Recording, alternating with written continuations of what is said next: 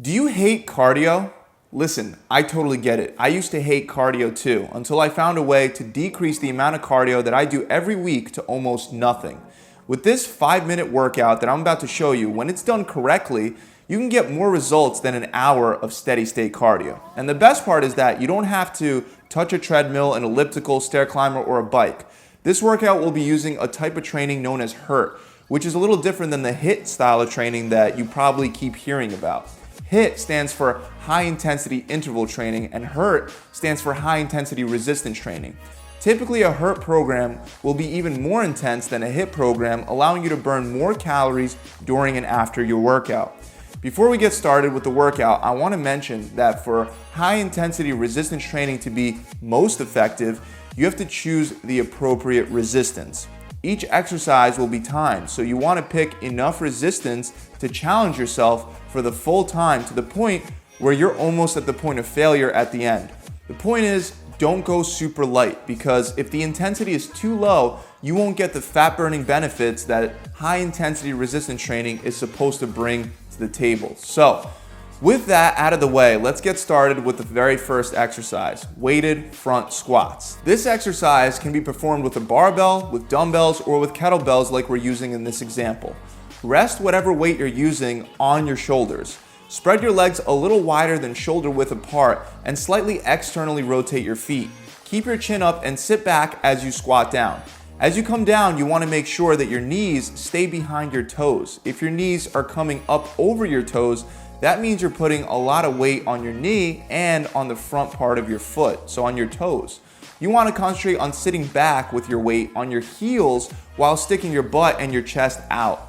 Some people prefer to keep their eyes on the ceiling when doing this exercise because it further helps them maintain better form, especially with keeping their back and their chest straight up. With this one, I want you to squat down as low as you can before coming back up. Repeat this exercise for 45 seconds straight, and then as soon as your 45 seconds are up, move straight into the next one with no break. This next one is known as the long cycle, and we're once again performing it with kettlebells. You could perform this one with dumbbells as well as a barbell. It's performed exactly as a clean and press, except with kettlebells you would add a swing. Start with both weights in front of you and swing in between your legs. Pop the kettlebells up and rack them on your shoulders. Bring your elbows out and press over your head. If you need a little extra push, you can do a push press where you use your legs to help generate some starting momentum. Once you press up over your head, lower the kettlebell slowly back to your shoulders to that racked position. Then swing through and clean and press them over your head again, repeating again and again for another full 45 seconds. If you don't have kettlebells, like I said, you can still do this exercise, just omit the swing. So with a barbell, you would bring the bar right under your knees and then explode into a clean followed by a press. As soon as you're done with this one, you're moving on to the next one with no break. For the next one, we're doing weighted burpees. Once again, we're using the kettlebells here, but dumbbells will work perfectly fine as well. Start off by holding your weights at your sides. Lower yourself to the ground and plant the weights in front of you. Jump out into a push-up position while keeping your hands on the weights. Next, you're going to perform a push-up all the way down and all the way back up. Then hop your feet right back in as close as you can get them in between the kettlebells or the dumbbells. Then stand up and hop up with the weights at your sides. Repeat this exercise for as many reps as you can within 30 seconds. After all of that, you're definitely going to feel like you want to take a break, but I really need you to push yourself because I'm still not giving you a break just yet. Luckily, we're already done with the first 2 minutes, so only 3 minutes left over. For the next one, you're going to lay flat on your back and raise your legs up about a foot up off the ground. You want to do this while keeping your knees slightly bent and your hands should be together in a prayer position directly over the line of your belly button. Crunch up and lift your shoulder blades up off the ground as you reach up towards the ceiling. To make this more challenging, you can hold a weight in your hands and reach up with the weight pointed towards the ceiling. With this one, you're going to repeat it for 45 seconds straight before moving on to the valve slide mountain climbers. Now, if you don't have valve slides or furniture movers, I recommend you get some. They're really cheap and there are so many great exercises that you can do with them.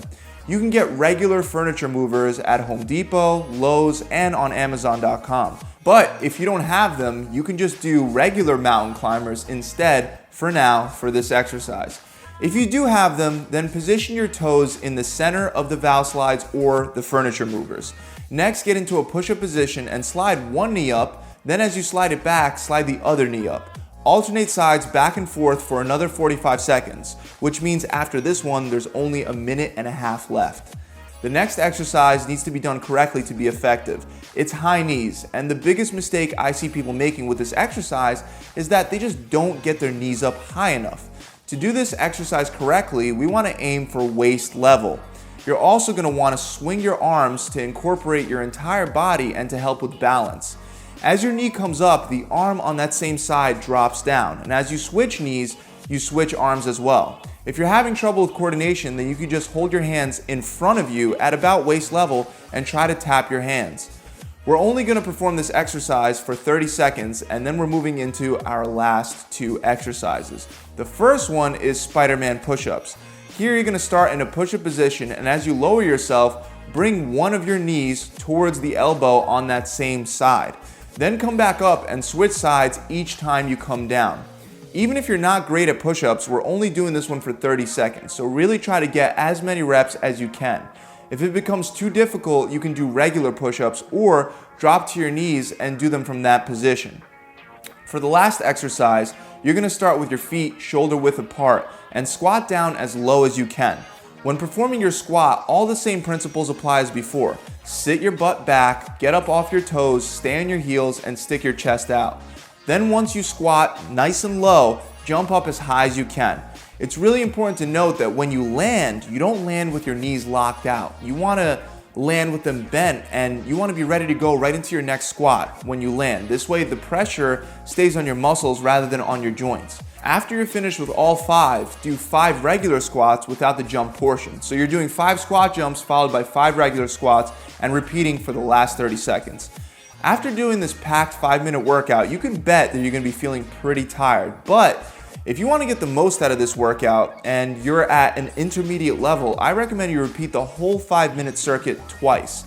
If you're advanced and you really want to challenge yourself, I recommend you repeat the whole circuit 3 times. I'll typically do these kind of 5-minute high-intensity drills 3 times, and I'll wind up getting a better workout than if I spent an hour jogging.